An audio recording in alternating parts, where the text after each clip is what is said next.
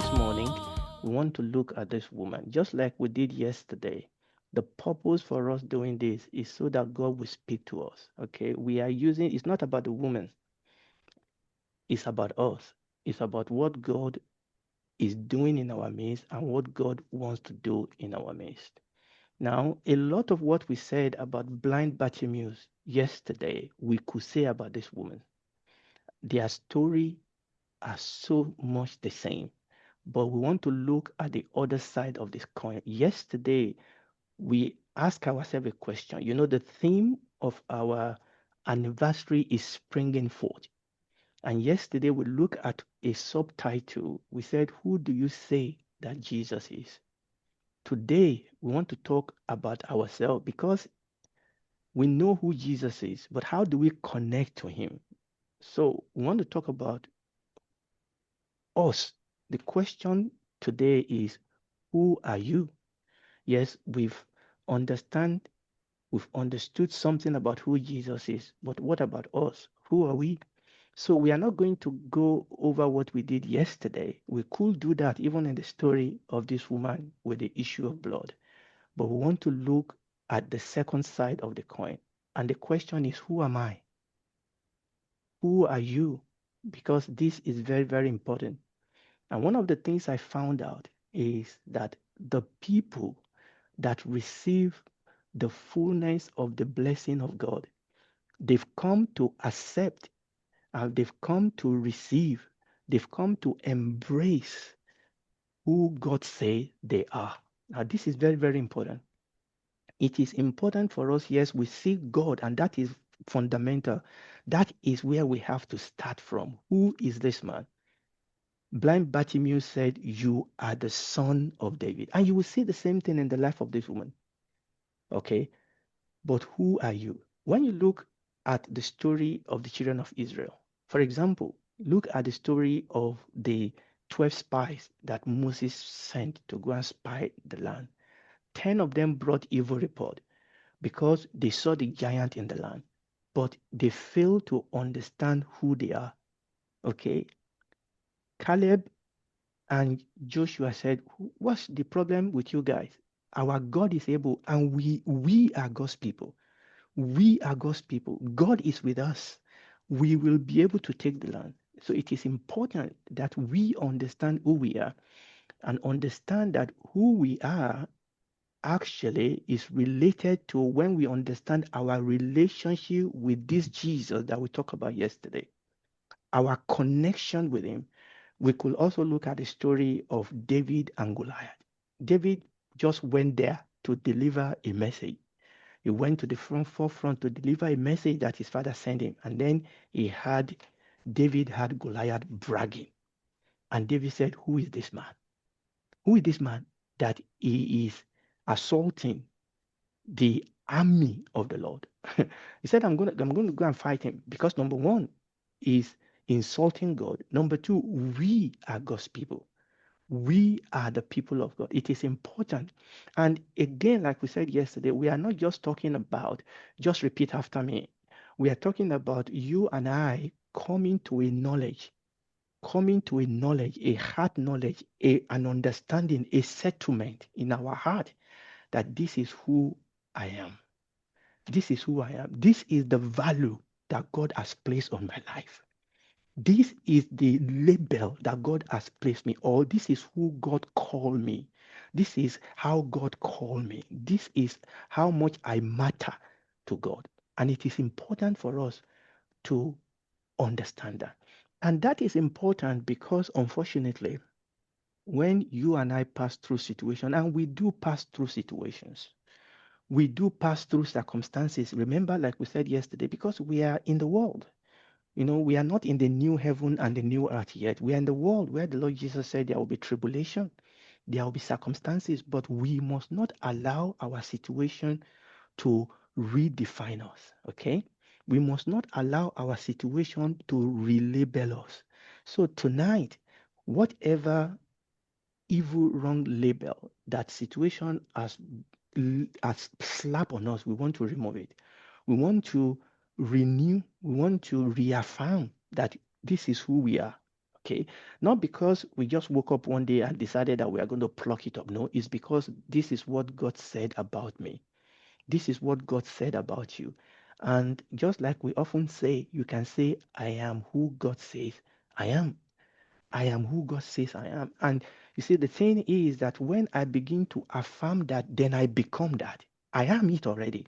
Then that begin to manifest in my life. So that is what we want to look at today. So let us go to the book of Luke. Let's look at the story of this woman that we call the woman with the issue of blood. So springing forth, who are you?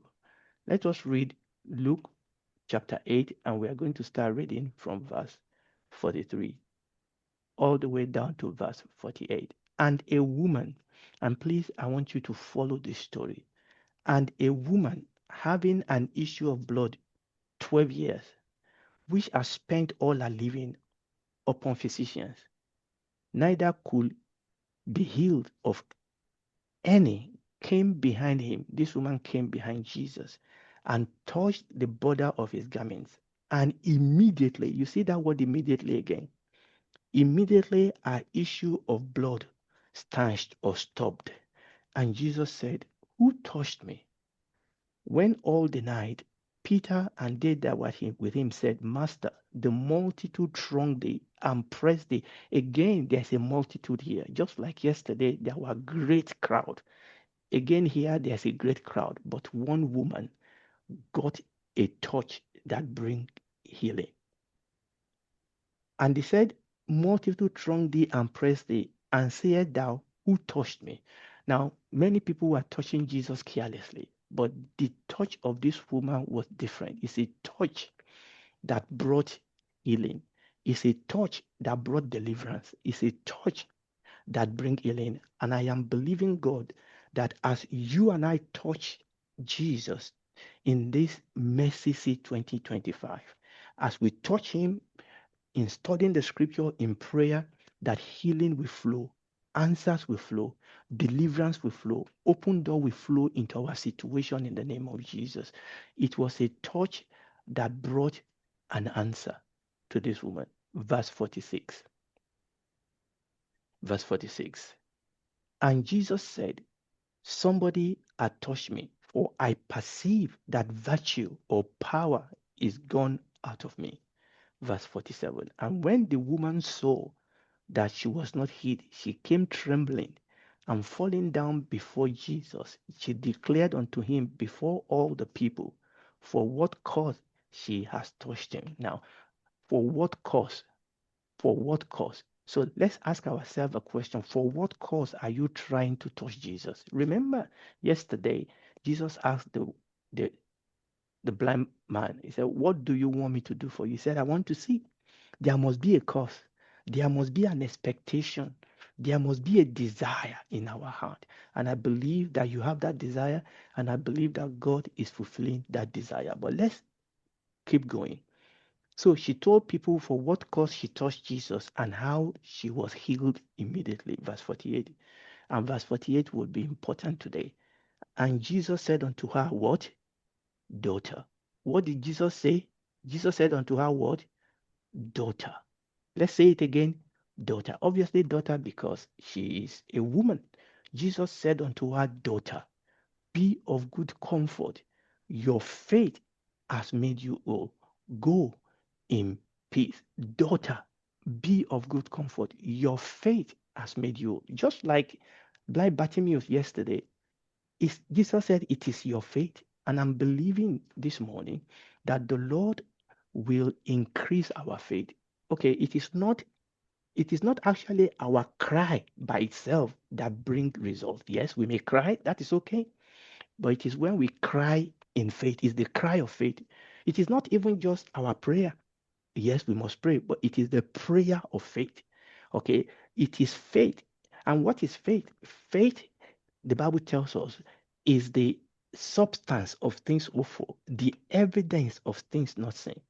It is when you know, when you are convinced, when you have a conviction, a settlement in your heart by the word of God, and by the Spirit of God that you are who God says you are, that you have what God says you have, and that you will become what God says you will become because of the finished work of Jesus Christ on the cross. Remember what we said about mercy yesterday?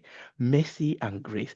God gives us mercy and God gives us grace because Jesus already paid the price for the mercy of God. Jesus already paid the price for the grace of God. So the Lord Jesus told this woman, the Lord Jesus told her, be of good cheer, be of good comfort.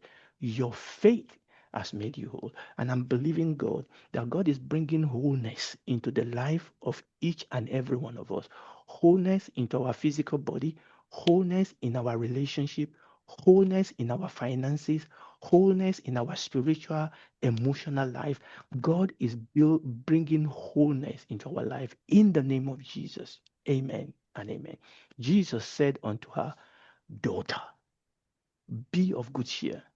Your faith has made you whole. Now, why is that word daughter very, very important this morning? Remember, our title is Who Are You? Jesus called her daughter. And you will be thinking, what's the big deal that Jesus called her daughter? It is a big deal for this woman. But let us go back because there are a couple of things that I want us to see here. Let's go back. Let's go back now. I will project the first verse in a second. I want us to go back to verse 43. The Bible says, and there was a woman having an issue of blood 12 years. Now, there was a woman having an issue of blood 12 years. You remember what we said about blind Bartimaeus yesterday?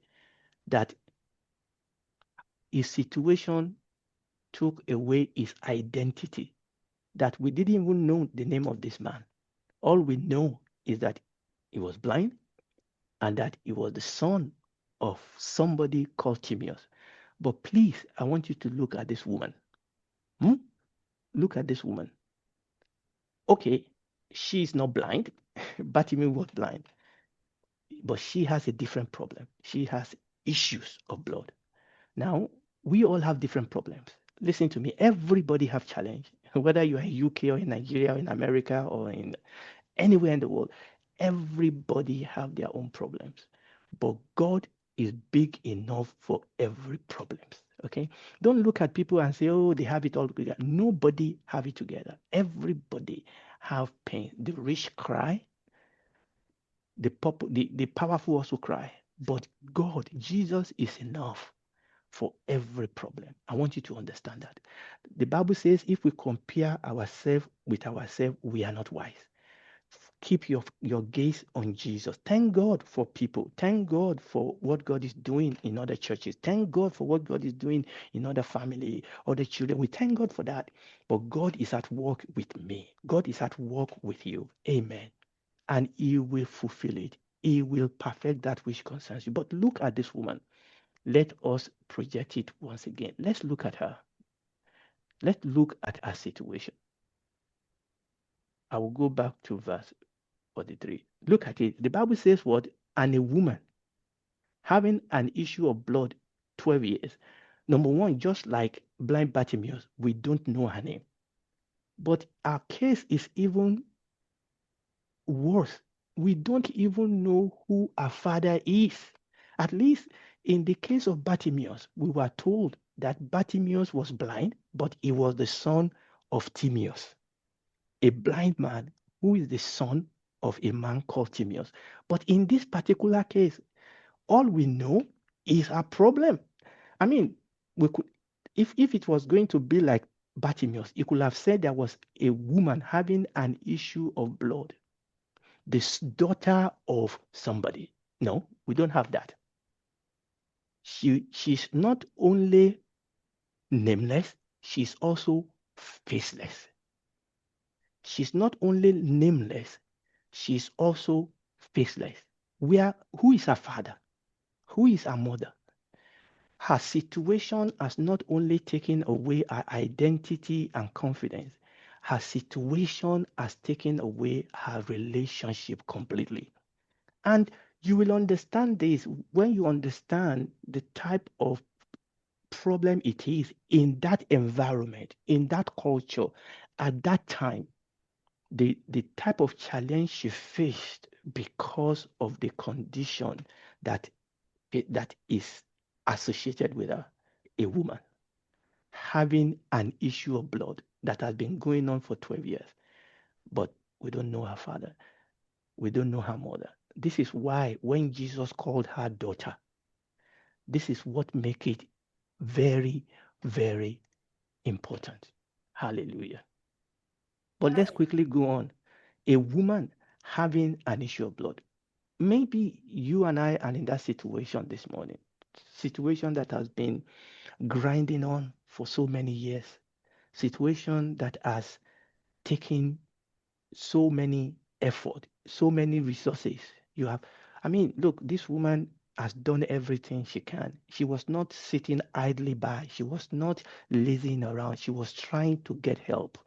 She visited physicians. She spent money, but nothing was getting better. Maybe there have been situations in my life, in your life, relationship, you know, person in your life, businesses, health, children, parents. Maybe you've invested, you've even prayed. It's not as if you've not tried. You've tried, but nothing seems to work. That is the situation in which this woman finds herself.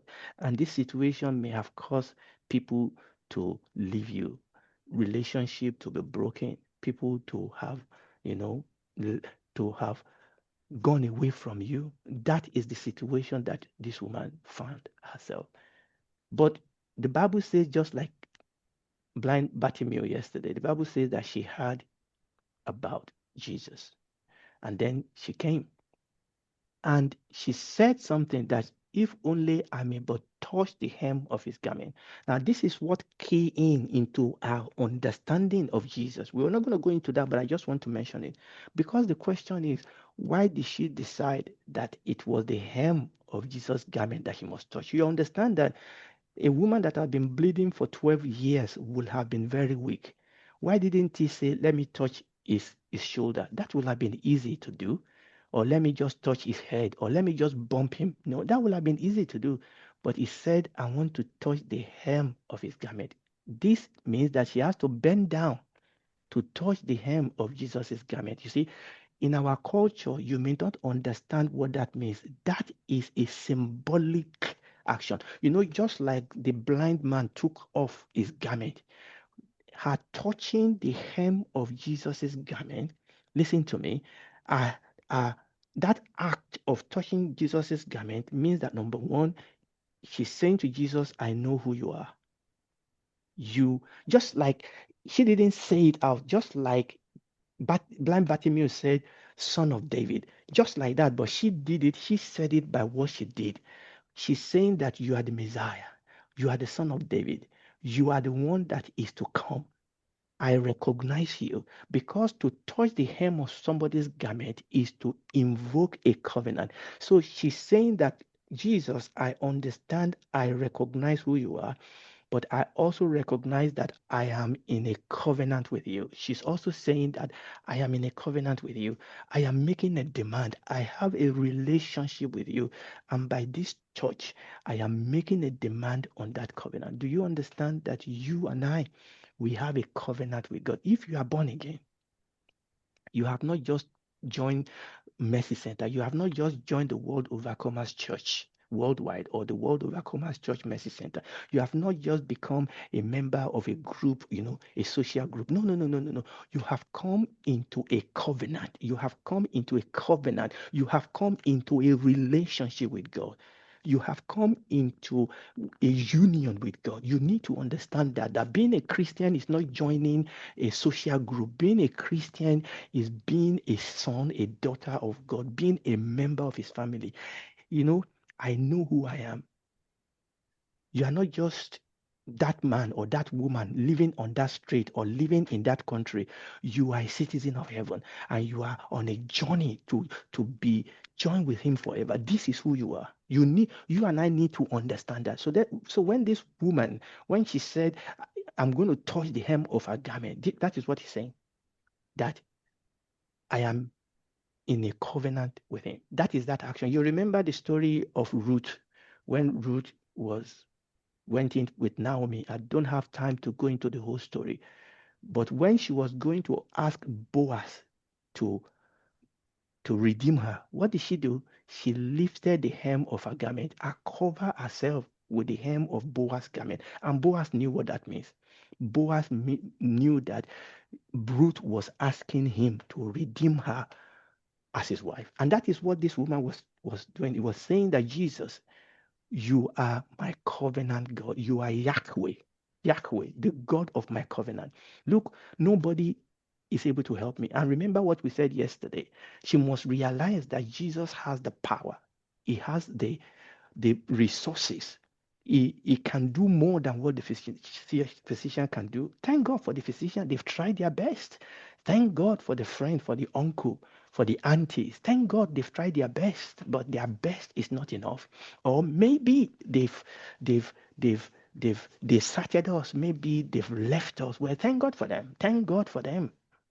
But there's somebody that will not desert you, that will not leave you. His name is Jesus. So if you are born again today, you have him.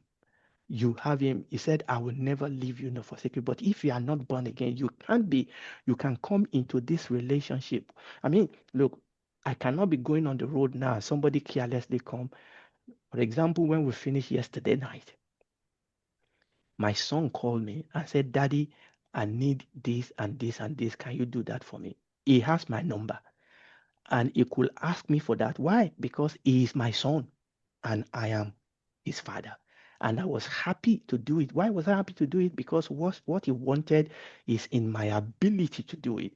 But nobody else could have carelessly asked me to do that unless they are in a relationship with me.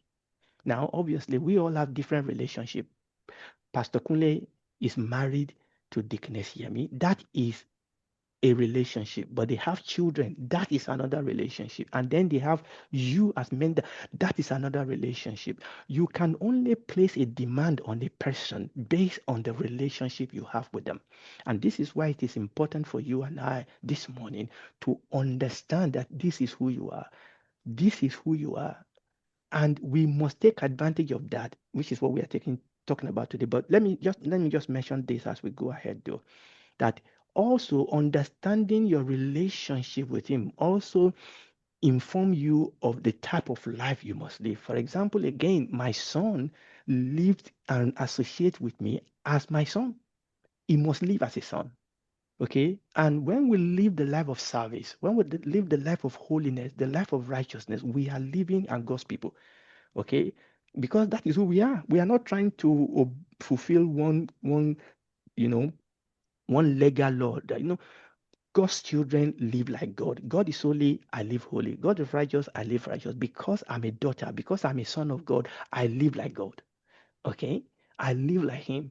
Okay, the child of a dog must act like a dog. The child of a pig must act like a pig. The child of God must act like God. Why do I act like God? Because I have the life of God in me. I have the life of God in me, and that life is pushing out. It's making me talk a certain way. It's making me live a certain way. That is who I am. Praise the Lord. Let's go back to this woman. So she touched the hem of his garment. So this is the reason why it is a touch of faith. That was the thing that was behind the action of this woman. She knew who Jesus is.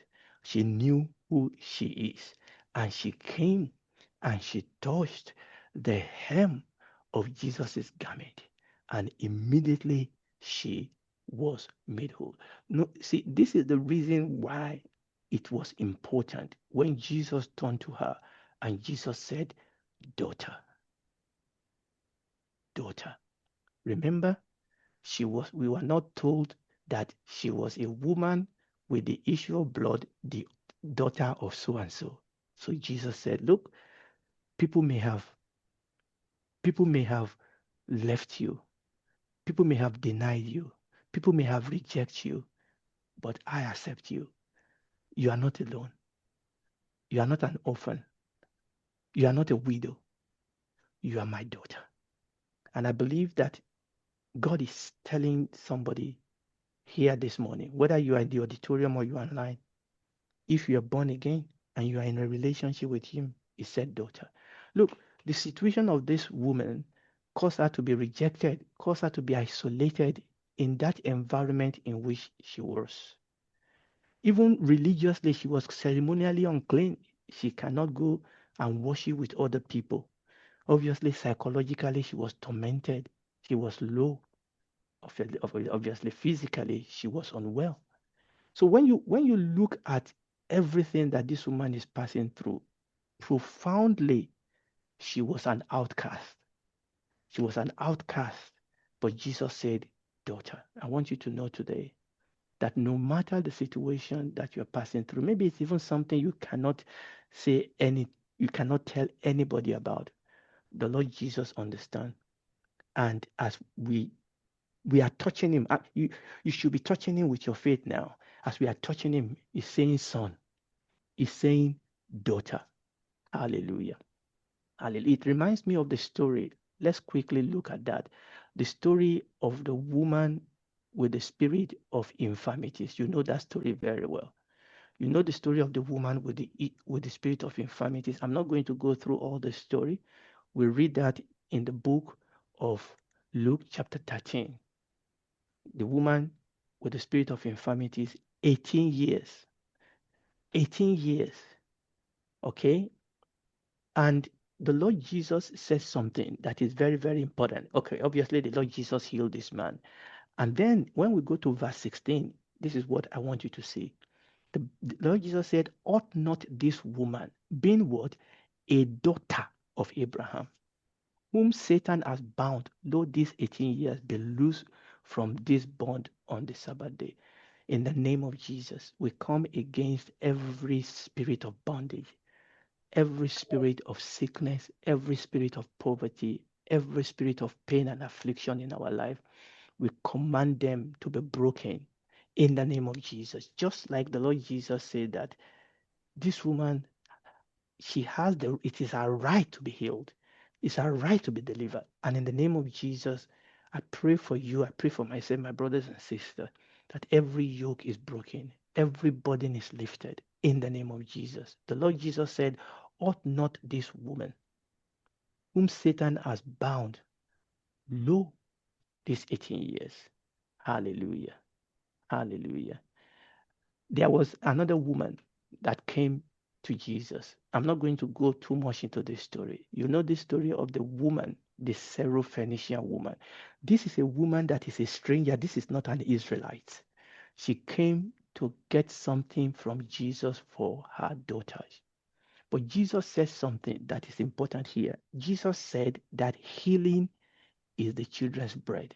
And the woman said, yes, no contest, but just give me a crumb. This woman's daughter was delivered with a crumb from under the table. But you are a child. You are a daughter. You are a son of God. Amen. And I want you to know that whatever you are desiring, please listen to me. Whatever you are desiring, whatever you need is not a burden to God.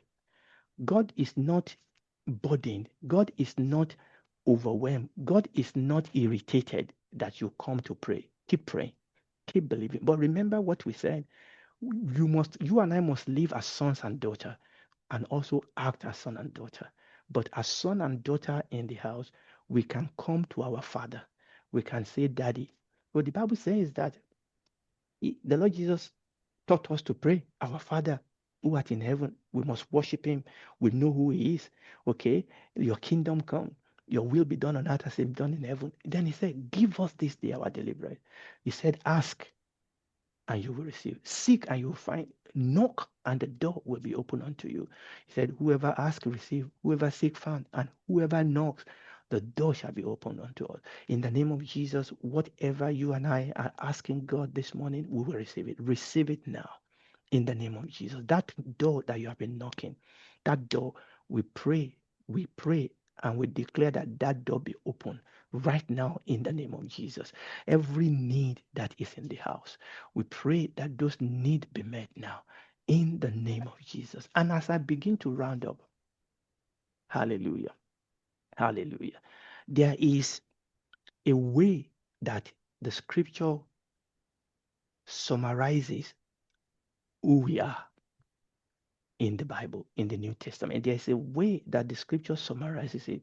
The scripture says that if you are a Christian, if you are born again, the Bible says you are in Christ. You are in Christ. I want you to say to yourself, if you are a child of God, I am in Christ. I am in Christ. What does it mean to be in Christ?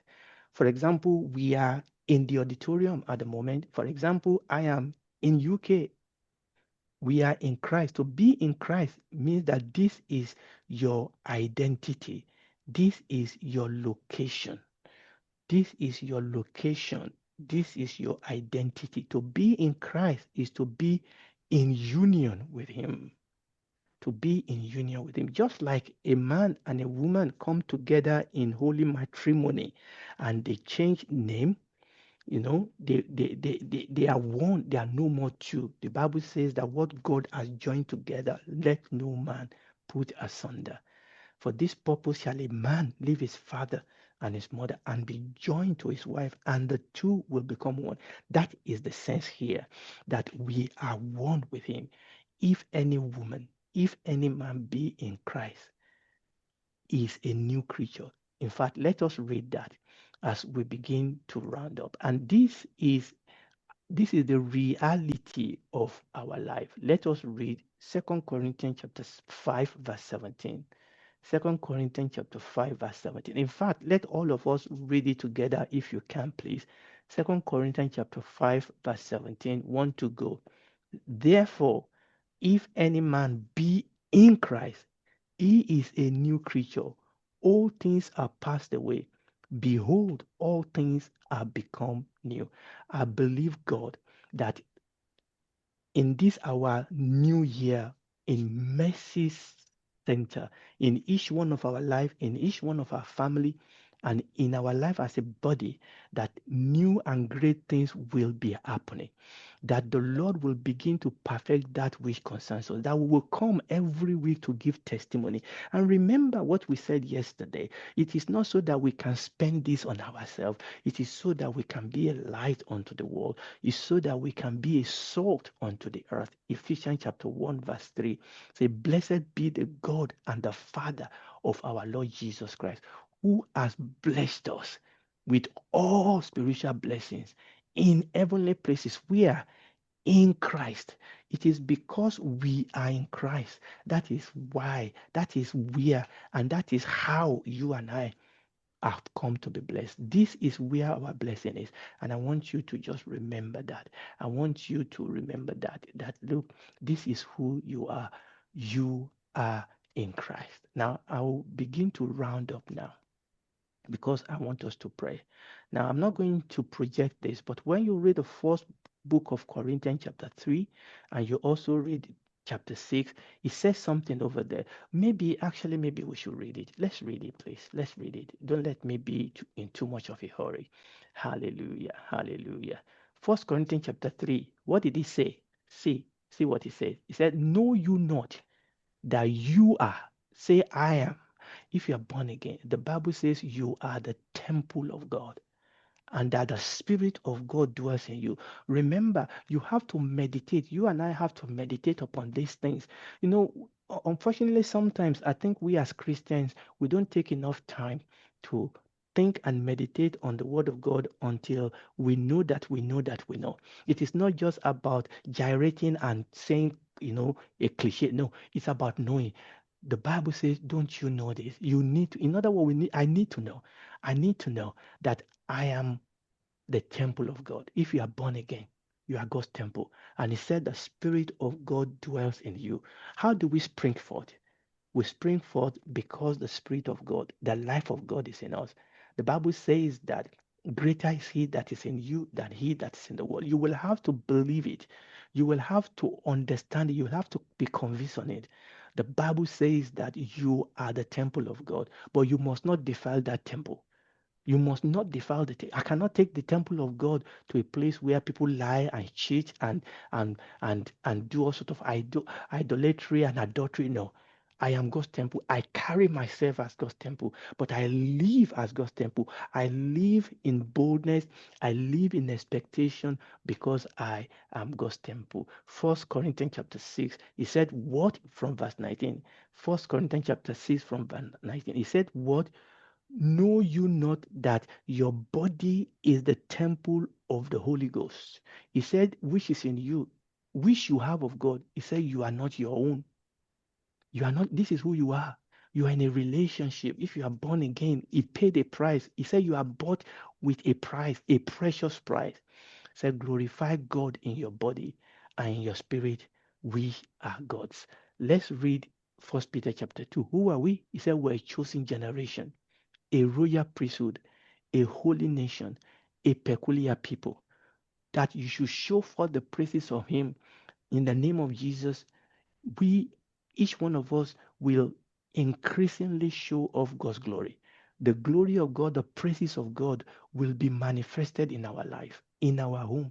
Everything you lay your hand upon to do will prosper because that is who you are. You and I must understand, we must walk in the reality of this. He said we must show for the praises of him who has called us what? Out of darkness into his marvelous light. He said in time past we are not a people, but now we are God's people. You belong to God. He said in time past we've not obtained mercy, but now you've obtained mercy. You remember the cry of blind Bartimaeus yesterday, have mercy on me. You have mercy. There is grace. The Bible then says that we should come boldly. Come as a daughter. Come as a son to your father. Come to receive grace. Come to receive mercy in the name of Jesus. God is here. God is here. God is here. The Holy Spirit is here. The angels of God is here. I perceive that is moving within us, among us now, distributing things. What have we learned today? We have learned that this is who you are. This is who we are. And this is how God sees us. And that we need to walk in the reality of that. We are daughters. We are sons. We are children of God. We are in Christ. We are the temple of the living God. The Spirit of God dwells in us. God, we are precious to God. And as a father, God is proud of us. And he has asked us to come. And he said, when we come, that we will receive of him. Obviously, he expects us to live as his children, to live in righteousness and to live in holiness. Let's stand upon our feet. Hallelujah.